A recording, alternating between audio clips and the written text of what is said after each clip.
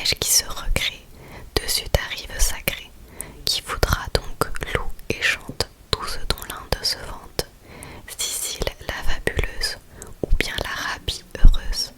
Quant à moi, tant que ma lyre voudra les chansons élire, que je lui commanderai mon anjou, je chanterai.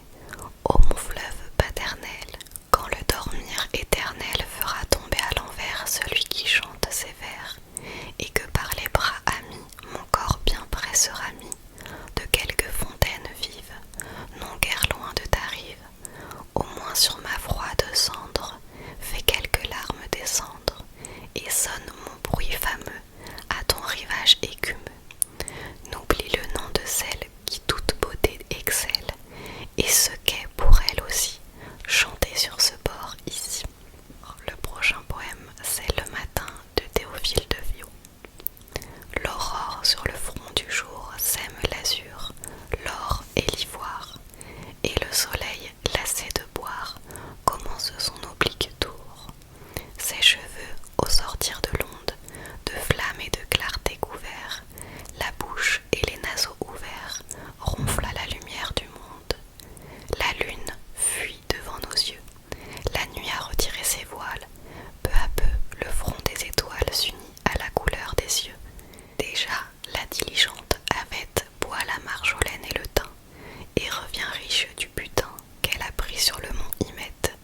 Je vois les agneaux bondissant sur ces blés qui ne font que naître, Chlorie chantant les mènes paître parmi ces coteaux verdissants.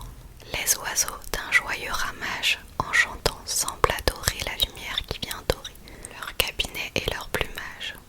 La charrue égorge la plaine, le bouvier qui suit les sillons presse de voix et d'aiguillons le couple de bœufs qui l'entraîne.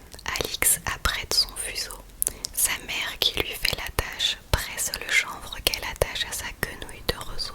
Confuse violence trouble le calme de la nuit, et la lumière avec le bruit dissipe l'ombre et le silence. Alidor cherche à son réveil l'ombre d'iris qu'il a baisée, et pleure en son âme abusée la fuite d'un si doux sommeil.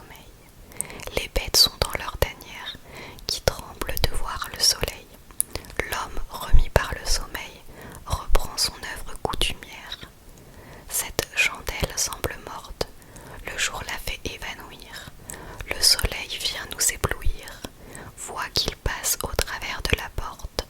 Il est jour, levons-nous Phyllis, allons à notre jardinage, voir s'il est, comme ton visage, semé de roses et de lys. Alors le prochain, toujours de Théophile de Viau, c'est La solitude. Dans ce val solitaire et sombre, le cerf qui brame au bruit de l'eau, penchant ses yeux dans un ruisseau, s'amuse à regarder son ombre. De source, une naïade tous les soirs ouvre le